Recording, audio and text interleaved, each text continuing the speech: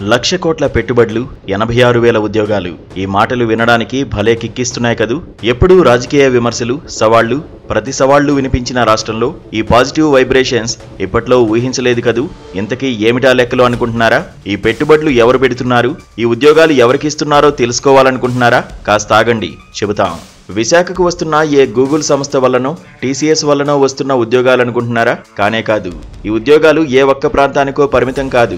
ఈ పెట్టుబడులు ఏ ఒక్క జిల్లాకో చెందినవి కాదు. ఉమ్మడి సిక్కోలు జిల్లా నుంచి చిత్తూరు దాకా విస్తరించి ఉన్న మన ఆంధ్రప్రదేశ్లో ప్రతి జిల్లాకు పెట్టుబడుల వరద పారుతోంది. ప్రతి ప్రాంతంలో కొత్త ఉద్యోగాలు రానున్నాయి. రాష్ట్ర విభజన తర్వాత 2014 నుంచి 2019 మధ్య ఏపీని గాడిలో పెట్టేందుకు సీఎం చంద్రబాబు చేసిన కృషి అంతా ఇంతా కాదు. కానీ 2019లో గద్దెనెక్కిన జగన్ రాష్ట్రాన్ని తిరోగమనంలోకి తీసుకువెళ్లారు. కక్ష రాజకీయాలతో టీడీపీ తెచ్చిన పరిశ్రమలను టార్గెట్ చేశారు. దీంతో స్వర్ణాంధ్ర కలలు కన్నా ఏపీ ప్రజలు నరకయాతన అనుభవించారు. మళ్లీ మంచి రోజులు ఎప్పుడొస్తాయా అని ఎదురు చూశారు. అయితే 2024 రానే వచ్చింది. ఆ ఏడాది ఎన్నికల్లో కూటమి సర్కార్ గద్దెనెక్కింది. ఈ క్రమంలో వైసీపీ ప్రభుత్వం పోయింది. రాష్ట్రానికి పట్టిన దరిద్రం కూడా పోయింది. అవును, ఆంధ్రప్రదేశ్ ప్రజలు కన్న కలలు ఒక్కొక్కటిగా నిజమవుతున్నాయి. ఎంతో నమ్మకంతో చంద్రబాబును సీఎం పీఠంపై కూర్చోబెట్టిన ప్రజలు ఆ ఫలాలను ఇప్పుడిప్పుడే అందుకుంటున్నారు. 5 ఏళ్ల పాటు అభివృద్ధికి నోచుకోని రాష్ట్రానికి చంద్రబాబు సారథ్యంలోని కూటమి ప్రభుత్వం పునఃప్రాణం పోస్తోంది. ఏపీని ఇండస్ట్రియల్ డెస్టినేషన్ గా మారుస్తోంది. అపారమైన మానవ వనరులు, లెక్కలేనన్ని సహజ వనరులకు కేంద్రమైనటువంటి ఆంధ్రప్రదేశ్ను అభివృద్ధిలో పరుగులు పెట్టిస్తోంది కూటమి ప్రభుత్వం. తాజాగా 1,0899 కోట్ల పెట్టుబడులకు AP SIPB state investment and promotional board ఆమోదం తెలిపింది. దీని ద్వారా ప్రత్యక్షంగా 86,030 మందికి ఉపాధి లభించనుంది. ఒక్క AMG metals and materials limited కంపెనీయే 44,000 కోట్ల పెట్టుబడులు పెడుతోంది. దీని ద్వారా 3,000 ఉద్యోగాలు రానున్నాయి. ఆ తర్వాత ఇండిచిప్ సెమీ కండక్టర్స్ లిమిటెడ్ 22,976 కోట్ల పెట్టుబడులు పెడుతోంది. ఈ కంపెనీ 1,241 మందికి ఉద్యోగాలు కల్పించనుంది.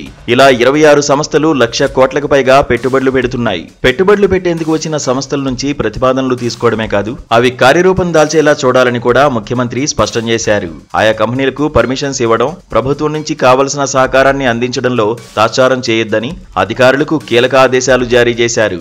ఆమోదించిన పరిశ్రమలు, ప్రాజెక్టులు గ్రౌండింగ్ అయ్యేలా కూడా ప్రభుత్వం చర్యలు చేపట్టింది. పారిశ్రామికవేత్తల నుంచి ఫిర్యాదులు రాకుండా జాగ్రత్తలు తీసుకోవాలని ముఖ్యమంత్రి పదే పదే సూచిస్తున్నారు. ఎందుకంటే వైసీపీ ప్రభుత్వంలో ఇలాంటి పొరపాట్ల వల్లే చాలా పరిశ్రమలు వెళ్లిపోయాయి. అంతకుముందు టీడీపీ హయాంలో అనుమతులు పొందిన చాలా ప్రాజెక్టులు అసలు ఏపీ వైపు కన్నెత్తి కూడా చూడలేదు. జగన్ సర్కార్లో అంత దారుణమైన పరిస్థితులు ఉండేవి. మరి అందుకే ఈసారి చాలా జాగ్రత్తలు తీసుకుంటున్నారు ముఖ్యమంత్రి. రాష్ట్రం పూర్తి స్థాయిలో అభివృద్ధి చెందాలంటే పరిశ్రమలు రావాల్సిందేనని ఆయన ఎప్పుడూ చెబుతూ ఉంటారు.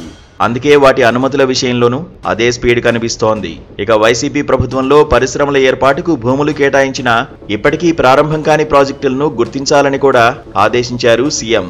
ఆ ఇండస్ట్రీ ఏర్పాటులో పురోగతి లేకపోతే అనుమతులు రద్దు చేయాలని స్పష్టం చేశారు. రాష్ట్రాన్ని సెమీ కండక్టర్ల హబ్ గా మార్చాలని భావిస్తున్న సీఎం అలాంటి కంపెనీలకు మరింత ప్రాధాన్యతనివ్వాలని ఎస్ఐపిబి సమావేశంలో స్పష్టం చేశారు. భవిష్యత్తు అవకాశాల దృష్ట్యా ఎలక్ట్రానిక్స్ ప్రాజెక్టుల ఏర్పాటుకు ప్రత్యేక పార్క్ ఏర్పాటుపై దృష్టి పెట్టాలని ఆదేశించారు. ఇక కూటమి ప్రభుత్వం అధికారంలోకి వచ్చి దాదాపు 16 నెలలవుతోంది. ఇంత తక్కువ సమయంలోనే 12 ఎస్ఐపిబి సమావేశాలను నిర్వహించారు. ఈ సమావేశాల్లో దాదాపు 8,08,899 కోట్ల పెట్టుబడుల ప్రతిపాదనలను ఆమోదించారు. వీటి ద్వారా 7,05,870 మందికి ఉపాధి అవకాశాలు లభిస్తాయి. 16 నెలల్లోనే ఇంత సాధించారు అంటే ఈ ప్రభుత్వం మరో 20 ఏళ్లు అధికారంలో కొనసాగితే ఏపీ దేశంలోనే సంపన్న రాష్ట్రంగా మారడం ఖాయం. సమర్థవంతమైన ప్రభుత్వాలు అధికారంలో ఉంటే అభివృద్ధి ఎలా ఉంటుందో గుజరాత్ను చూస్తే అర్థమవుతుంది. రానున్న రోజుల్లో ఏపీ కూడా అలా మారడం ఖాయంగా కనిపిస్తోంది. క్లస్టర్ విధానంలో రాష్ట్రాన్ని అభివృద్ధి చేయాలనేది కూటమి సర్కార్ ప్లాన్.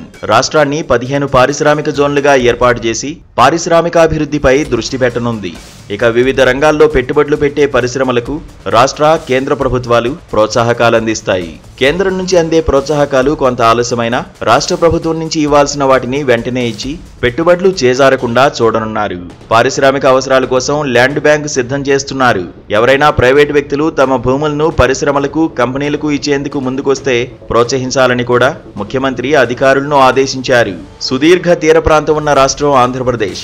ఈ సహజ వనరులను సమర్థంగా ఉపయోగించుకుని పెంచుకోవాలని ప్రభుత్వం నిర్ణయించింది.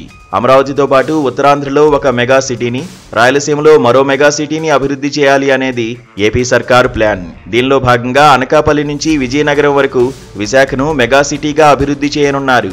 రాయలసీమలో తిరుపతి కేంద్రంగా మరో మెగా సిటీని డెవలప్ చేస్తారు. ఎలాగూ అమరావతి అద్భుత రాజధానిగా రూపుదిద్దుకుంటోంది.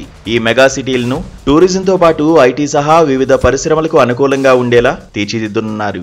మున్సిపల్ శాఖ వీటితో కోఆర్డినేట్ చేసుకుంటుంది. మరోవైపు గూగుల్ డేటా సెంటర్తో విశాఖకు మరిన్ని కంపెనీలు రానున్నాయి. రానున్న రోజుల్లో సాగర నగరం దేశంలోనే టాప్ ఐటీ హబ్ గా రూపాంతరం చెందనుంది. అందుకే ఇక్కడ ఏర్పాటయ్యే ఐటీ కంపెనీలకు భూములు అందుబాటులో ఉండేలా చూడాలని ముఖ్యమంత్రి ఆదేశాలు జారీ చేశారు. రాష్ట్రంలో 3 ఎకనామిక్ జోన్లు కూడా ఏర్పాటవుతున్నాయి. వీటికి 3 సీనియర్ ఐఏఎస్ అధికారులను నియమించనున్నారు. ఇలా చూస్తే ఏపీకి ముందు అన్నీ మంచి రోజులే. ఈ క్రమంలోనే విశాఖలో జరిగే సిఐఐ సదస్సును అత్యంత ప్రతిష్టాత్మకంగా తీసుకుంది ఏపీ ప్రభుత్వం. రాష్ట్రంలోని ఎంఎస్ఎంఈ పరిశ్రమల ఉత్పత్తులకు అంతర్జాతీయంగా మార్కెట్ను సృష్టించడమే దీని లక్ష్యం. ఈ సదస్సుకు హాజరు కావాల్సిందిగా విదేశాల్లోని పెట్టుబడిదారులను ఇప్పటికే ఆహ్వానించారు. సీఎం చంద్రబాబు, మంత్రి లోకేష్ దుబాయ్, ఆస్ట్రేలియాల్లో పర్యటించారు కూడా. ఈ టార్గెట్ రీచ్ అయితే ఏపీ భవిష్యత్ అద్భుతంగా మారిపోనుంది. కూటమి ప్రభుత్వం అధికారంలోకి వచ్చాక అన్నీ ఇలాంటి వార్తలే వింటున్నాం. కానీ జగన్ హయాంలో ఎక్కడ చూసినా దాడులు, ప్రతీకార రాజకీయాలు, బూతుమాటలే వినిపించేవి. ఇప్పుడేమో కంపెనీలు, ఉద్యోగాలు, ఎకనామిక్ జోన్లు అనే మాట వింటున్నాం. ప్రజలు కూడా ఇవే అంశాలపై చర్చించుకుంటున్నారు. మా ఊర్లో కంపెనీ ఏర్పాటవుతుందంటే కాదు అంతకంటే పెద్ద కంపెనీ మా మండలానికి వస్తుందని గొప్పగా చెప్పుకుంటున్నారు. అందుకే అంటారు యథా రాజా తథా ప్రజ అని. రాజు మంచివాడైతే ఆ రాజ్యం కూడా సుభిక్షంగా ఉంటుంది. ఇప్పుడు ఈ సూత్రం ఏపీకి వర్తిస్తుంది. మొత్తానికి కోటి ఆశలతో కూటమి ప్రభుత్వాన్ని ఏర్పాటు చేసుకున్న ఏపీ ప్రజలు ఆ ఫలాలను అందుకుంటున్నారు.